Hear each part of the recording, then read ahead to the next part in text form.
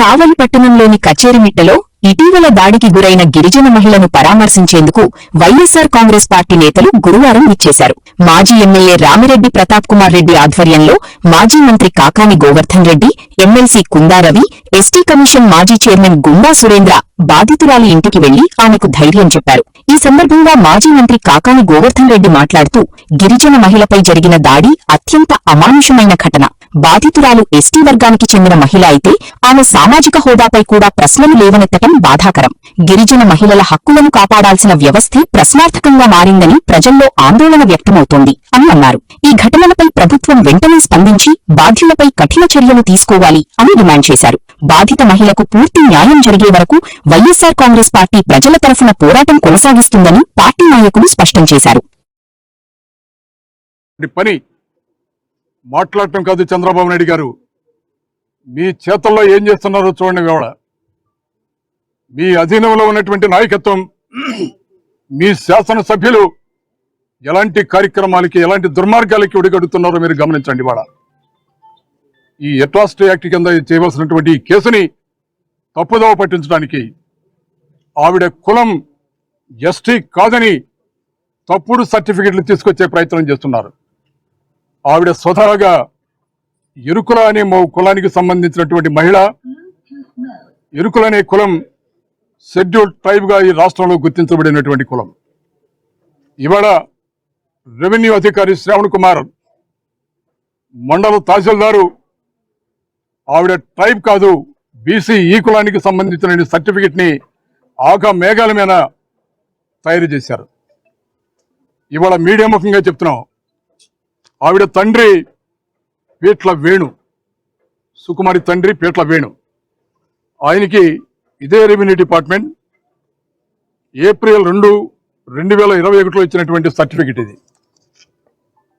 ఆయన ఎరుకుల షెడ్యూల్డ్ ట్రైబ్కి సంబంధించిందని 2001లో ఆనాటి తహసీల్దార్ ఇచ్చినటువంటి సర్టిఫికెట్ ఇది. తండ్రి ఏ కులమైతే అదే కులం పిల్లలకి వర్తిస్తుంది మన దేశంలో, మీ అందరికీ తెలిసింది. ఏ విధంగా రెవెన్యూ అధికారులు ఇవాళ కొత్తగా ఇచ్చినటువంటి సర్టిఫికెట్లో ఆవిడ బీసీఈ ముస్లిం కులానికి సంబంధించినటువంటి మహిళ, ట్రైబ్ కాదని ఏ విధంగా సర్టిఫికెట్ ఇష్యూ చేస్తారు? ముఖ్యంగా గతంలో ఎస్టీ కమిషనర్గా చైర్మన్గా పనిచేసిన రవిబాబు గారికి, అదేవిధంగా మన స్టేట్ ఎస్టీ సెల్ అధ్యక్షుడు సురేంద్ర గారికి కూడా నేను ధన్యవాదాలు చెప్తున్నాను. ఎందుకంటే ఈరోజు మా కావగా దగ్గర ఇన్సిడెంట్ కాబట్టి అండగా వచ్చినందుకు తప్పకుండా ఆ కుటుంబానికి అండగా ఉండాల్సిన బాధ్యత మనందరి మీద ఉంది. జగనన్న మా అందరికీ చెప్పున్నాడు, ప్రత్యేకంగా చెప్పి పంపించున్నాడు. కాబట్టి తప్పకుండా ఆ కుటుంబాన్ని మేము అండగా ఉంటామని కూడా తెలియజేస్తున్నాం. Thank you. కావలి ఘటన చాలా దురదృష్టకరమైనటువంటి ఘటన. జగన్మోహన్ రెడ్డి గారు అధికారంలో ఉన్నప్పుడు గిరిజనులకు, వారి సామాజిక వర్గానికి న్యాయం చేయాలనేటువంటి ఆలోచన చేసి రాష్ట్ర చరిత్రలోనే నెల్లూరు జిల్లాలో మొట్టమొదటిసారిగా ఒక గిరిజన మహిళను నెల్లూరు మేయర్గా చేసి ఈ జిల్లాకు ప్రథమ పౌరుగా చేసినటువంటి ఈ నేలపై అదే గిరిజన మహిళ, అలాంటి సామాజిక వర్గానికి చెందినటువంటి గిరిజన మహిళ వివస్త్రకు గురి కావడం అనేది యావత్ సభ్య సమాజం తలదించుకున్నటువంటి ఘటన.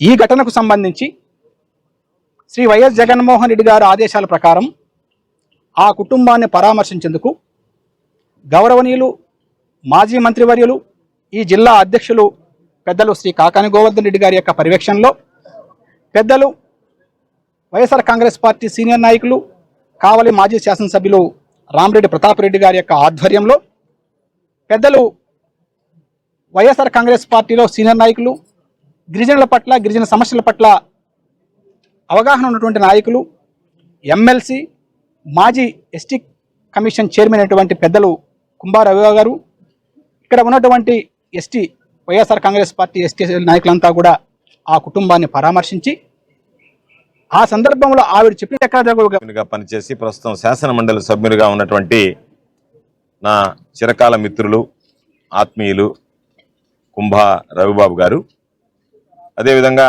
నా సోదరుడు వైఎస్ఆర్ కాంగ్రెస్ పార్టీ రాష్ట్ర ఎస్టీ సెల్ విభాగానికి అధ్యక్షుడిగా వ్యవహరిస్తున్నటువంటి సురేంద్ర గారు,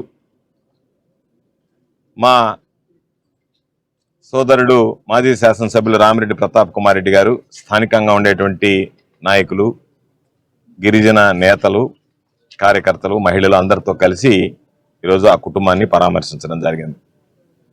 గతంలోనే చెప్పాం ఏ విధంగా ఆ కుటుంబాన్ని హింసించారు, వేధించారు అనేటువంటి అనేక విషయాలు మేము చెప్పడం జరిగింది. ఈరోజు ప్రత్యేకంగా వచ్చినటువంటి రాష్ట్ర స్థాయి నాయకులు కూడా వాళ్ళతో మాట్లాడి అన్ని వివరాలు కూడా సేకరించడం, వాళ్ళకి పరామర్శించి ధైర్యం చెప్పడం జరిగింది.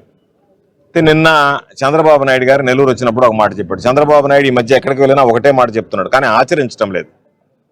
నిన్న కూడా చెప్పాడు, ఎవరన్నా మహిళల జోలికి వచ్చినా, మహిళల మీద చేయి వేసినా ఆ రోజు ఆఖరి రోజు అవుతుంది వాళ్ళకి అని చెప్పాడు.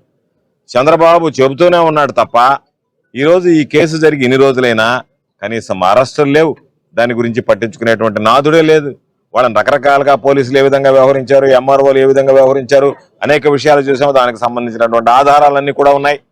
ఇవన్నీ ఉన్నా ఒక పక్క ఒక మహిళకి, ఎస్టీ మహిళకి అన్యాయం జరిగిందని చెప్పి పదే పదే ప్రస్తావిస్తున్నా ఏమాత్రం పట్టించుకోకుండా దాన్ని ఏదో ఒక విధంగా నీరుగార్చాలి, నిందితులనే పాపం రక్షించాలి, బాధితులను నిందితులుగా చేర్చాలి, వాళ్ళని ఏదో ఒక విధంగా బెదిరించి బ్లాక్మెయిల్ చేసి ఈ కేసు ముందుకు వెళ్లకుండా చూడాలనేటువంటి ఒక దుర్మార్గమైనటువంటి ఆలోచనతో దొంగ సర్టిఫికేట్లు పుట్టి ఈరోజు రవిబాబు గారు చెప్తున్నారు, ఆయన ఎస్టీ కమిషన్ చైర్మన్ గా పనిచేశారు. సురేంద్ర చెప్తున్నాడు, జన్మతహా ఏదైతే కులంతో పుడతామో అదే కొనసాగుతుంది తప్ప మనం మారమంటే మారదు.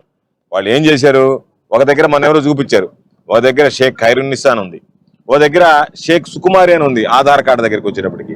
కాబట్టి రకరకాలైనటువంటి సర్టిఫికేట్లు వివిధ ప్రభుత్వ సంస్థలు ఇచ్చినప్పుడు వాటన్నిటిని విచారించి వాళ్ళు దేనికి చెందినటువంటి వాళ్ళు, కాబట్టి ఎస్టీకి సంబంధించినటువంటి వాళ్ళ కాదనేటువంటి దాని మీద ఈరోజు మీరు చేసేటువంటి పొరపాట్లకి ఆ కుటుంబం ఏదైతే బాధపడుతుందో అంతకి 10 రెట్లు రేపు మీ కుటుంబాలు బాధపడేటువంటి రోజు ఉంటుందనేటువంటిది గుర్తుంచుకుంటే మంచిది. ఇప్పటికైనా దాని మీద ఎస్పీ గారు, కలెక్టర్ గారు జోక్యం చేసుకుని సజావుగా, సాఫీగా దాని మీద పూర్తి స్థాయి విచారణ జరిపి బాధితులను కఠినంగా శిక్షించి ఆ కుటుంబానికి న్యాయం చేయాలని చెప్పి కోరుకుంటున్నాను.